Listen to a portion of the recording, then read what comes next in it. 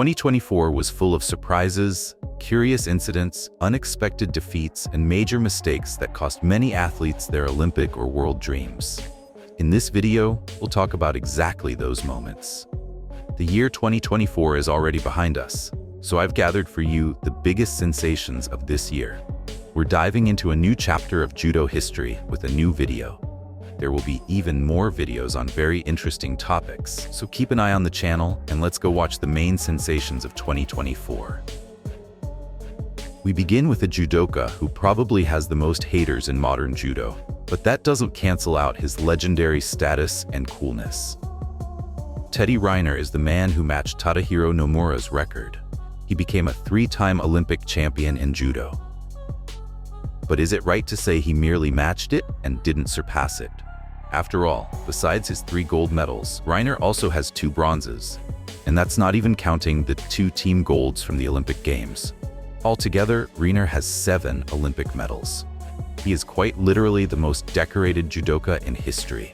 Not every judoka has as many medals even at Grand Slam or Grand Prix tournaments as Riner does from the Olympics.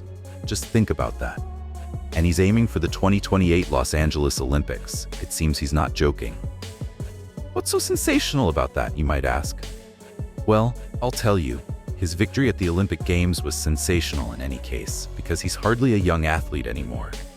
Riner slipped up in Tokyo, and he's lost in this cycle too. But still, to become a 3-time champion, doing something for the first time since Nomura, is quite a sensation. And he won the final with a gorgeous throw in his usual style, like in the old days, not just by Shido. Unfortunately, I can't show footage from the Olympics due to copyright, not because I don't want to. The next sensation of the year is connected to Heydarov. Another huge story.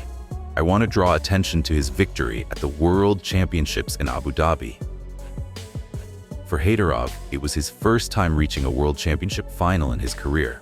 Before this, Heydarov had never fought in the deciding match of a world competition. In all previous attempts, he'd either been 3rd or 5th. And here he was in the long-awaited final of the World Championships. His opponent, however, was no pushover. In fact, I'd call him a real enigma, Tatsuki Ishihara. For the Japanese judoka, not only was it his first Worlds, he had essentially made his first appearance on the International Senior IJF circuit that very year. Until these World Championships, he'd been undefeated. Honestly, even despite his limited experience, I thought the Japanese athlete would come out on top, and overall, I was close to being correct. Ishihara managed to throw Heydarov half a minute before the end of golden score, and it looked like that was it for the Azerbaijani. But the main surprise was that Heydarov, in his next attack, performed his signature throw and scored Ippon with 12 seconds left. It's just incredible. His first ever World Championship final, a waza-ari deficit, and then an Ippon 12 seconds before the end, by his signature technique, no less. There's the gold and there's the sensation. Friends, let's move on and talk more about the World Championships. Now our focus is on Georgi Sardalashvili, a young and very talented Georgian judoka who is currently 21 years old. Despite a brief rough patch in his career and a series of setbacks, Sardalashvili was able to pull himself together and come into this World Championships arguably in peak form. The last time a Georgian became world champion in this weight class was Riner and Tushishvili in 2019 in Tokyo. But Sardalashvili is a total contrast. Very young, brash, fast, and quite throw-happy. Given the Georgian style, I can confidently say he's really skilled. In fact, Sardalashvili overcame some very strong and more experienced opponents to win gold. In the final, he defeated Yang from Taiwan, who was the Tokyo 2021 Olympic silver medalist. Moving on to more sensations. Once again, we have a Georgian judoka in the frame, but this time, he's not the main character. The main character here is Eljan Gajiev, the European champion with Team Azerbaijan. What a fantastic start to the year he had. So many finals, so many big wins, one of which you can see now, and Ippon by Gajiev in the quarterfinals of the European Championships against Lasha Bakauri. How often do you see an Olympic champion get thrown like that? so Bakauri lost. But as it turned out, it's better to slip up at the European Championships and then win the Olympics. That's exactly what Bakauri did. Meanwhile, Gajiev went on to become the European champion, but unfortunately lost at the main competitions of the year, the Olympic Games and the World Championships. Let's jump ahead to February 2024 at the Paris Grand Slam. The tournament's preliminary rounds, Gajiev versus Sanshiro Murao, who was competing in the white judogi. At first glance, it might seem obvious who would win. Murao was considered a strong favorite for Olympic gold in that weight category. But I think many of you recall how that match ended. It was immediately clear that Eljan was very calm and confident, even against such a strong opponent. Gajiev scored the first waza-ari with a drop throw. Japanese judoka often get caught like that when facing the European style. Finally, Gajiev put an exclamation mark on it all with a one-handed hip throw straight to Ippon. Thus, the Azerbaijani talent beat the Japanese beast. The final of the 2024 Paris Grand Slam between Yoshiro Maruyama and Takeshi Takeoka. Honestly, Takeoka went into the match determined to win. He tried to fight as the leading judoka throughout the entire match, and in the end, he succeeded. Maruyama once again was unable to claim gold at the Paris Grand Slam. It was yet another silver for him. Definitely not the first in his career, and yet another final lost. Takeoka was genuinely dangerous and looked excellent from start to finish, working on grips, defending against Maruyama's predictable pickups, head throws. He was ready for it all, and he fought as the leading judoka himself, which mattered a lot. In the end, he threw Maruyama for waza-ari in golden score and claimed the gold medal. But we still all love Maruyama and look forward to his return to the tatami, be it the European Open or the Olympics. He's a top-level judoka with a superb fighting style. Let's not hide it. Guzman Kirgizbayev's bronze at the Olympics was a real shock for many. Even with his experience and having once medaled at the World Championships, the competition in the under 66 kilograms category was fierce. He was 31 at the time, and all his opponents were genuine top-level athletes. In the first round, he faced the vice champion of Europe from Spain. In the second, Anbal, a legend, two-time Olympic medalist, world champion, Asian champion. In the quarterfinal, the home favorite from France, a world championship medalist. And in the bronze medal match, a tricky and experienced Serbian judoka. But Guzman got the job done. What a champ. Another sensation of the year is the appearance of a new name in judo, Hojo Yoshito. Early in 2024, he made his debut at IJF tournaments and immediately took first place at that event. And on his way, he defeated the Tokyo Olympic silver medalist Saeed Molaye and European champion Vedat Albayrak. This year, the Japanese athlete claimed 2 gold medals at Grand Prix and Grand Slam tournaments, then took silver at the Kodokan Cup in Japan and placed 7th at the Tokyo Grand Slam. With his interesting fighting style, he won many hearts. Hojo is a very short judoka, but as it turned out, he's extremely strong in close combat, which is somewhat unusual for the Japanese national team. Personally, he became my favorite right after his debut at the Grand Prix in Portugal. A real Japanese kraken. As for the clash between Teddy Riner and Riner and Tushishvili at the Paris Olympics, I can't show it, but many understand what happened. The Georgian flew onto his back for an ippon, and there was a scuffle between the two judoka, which luckily did not turn into anything more serious. In the end, Riner got a 6-month disqualification and was removed from the tournament with no chance to continue. And that was the quarterfinal. Meanwhile, Teddy went on to become a 3-time Olympic champion.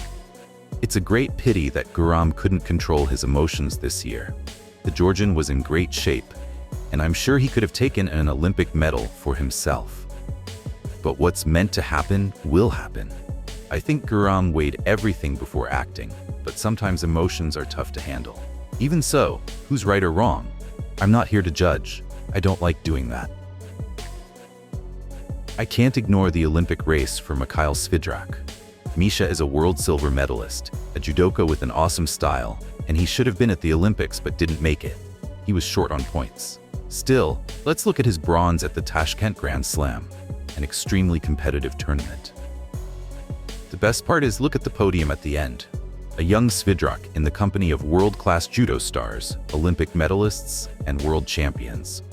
The Ukrainian king didn't take gold, but hopefully in the future we'll see him on the World Tour podium and at the Olympics, maybe even in Los Angeles. Well, although we've discussed this topic many times already, I can't not include in this video the defeat of Uta Abe at the hands of Diora Keldiorova at the Olympics. A lot has been said about it, and there's nothing to add. It was a genuine shock for the Japanese star, and great preparation by the Uzbek athlete and her coach. Kudos to Diora for asking her fans on social media to show respect to Uta Abe, and stop posting hostile comments toward the Japanese champion. There were thousands of those comments. So let's love and respect one another, as the rules and values of judo prescribe. Diora dethroned the queen and took home the gold, a fantastic and historic result. Simply bravo. The first World Championship medalist in judo from Kyrgyzstan is, of course, Riner and Sherov. He's an Asian Games champion, a very experienced fighter, who finally took what was his, a world bronze. Despite missing out on a medal at the Olympics, I hope he'll only continue to succeed, because he's a wonderful and highly capable judoka. The bout of Yeldos Smetov against Taiki Nakamura happened at the World Championships in Abu Dhabi in the repechage final.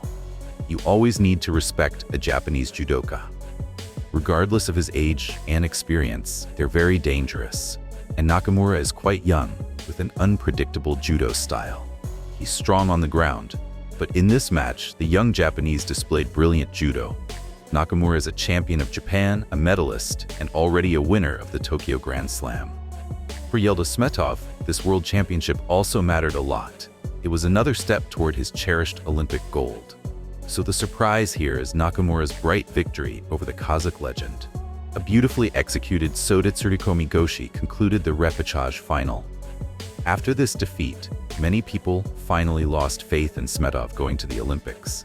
But the club president believed in the Kazakh legend right to the end, and as it turned out, the faith and efforts were very strong. What happened afterward for Smetov is now history, but Nakamura did a great job. Abubakr Sherov at the 2024 Tokyo Grand Slam and his victory over Hashimoto. How confidently he fought against the Japanese legend. Early in the year, Sherov almost beat the Japanese judoka by throwing him for a score, and the referees basically could have given ippon at that moment. And now in Tokyo, the Tajik literally took him apart with 2 throws, giving no chance at all. No chance for the referees or for the Japanese.